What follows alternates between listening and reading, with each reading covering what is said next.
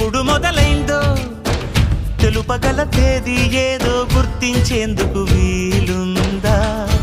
ప్రణయం ఎవరి హృదయంలో ఎప్పుడు ఉదయిస్తుందో గమనించే సమయం ఉంటుందా? ప్రేమంటే ఏమంటే చెప్పేసి ఏ మాటుంటే ఆ మాటకి తెలిసేనా ప్రేమంటే? అది చరితలు సైతం చదవని వైనం, కవితలు సైతం పలకని భావం, సరిగమలెరుగని మధురిమ ప్రేమంటే. దరిదాటి ఉరకలు వేసే ఏ నదికైనా తెలిసిందా తనలో ఈ ఉరవడి పెంచిన తొలిచిన కేదంటే?